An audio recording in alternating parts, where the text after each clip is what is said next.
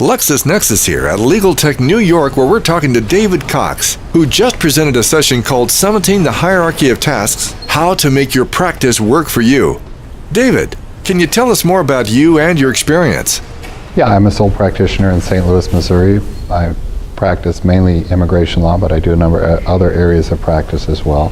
I've only been doing that for about a year. I worked for the federal government for a long time before that.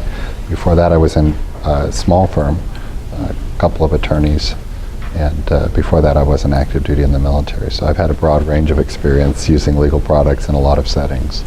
David, during your presentation, you made mention that there is a gap in the hours worked versus the hours billed that lawyers often experience.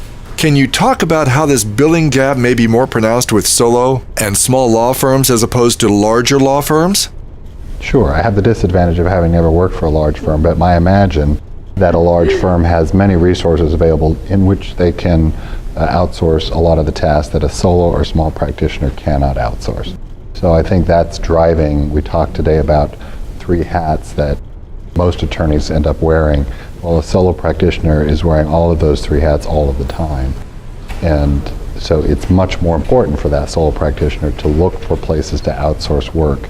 But I do think that's why that billing gap exists, particularly as to firm size, is because the smaller firms don't have the resources in-house to delegate the bookkeeping, the training. All of those tasks just fall on the one person. In a solo practice for sure, and even in small practices, I think that's the case.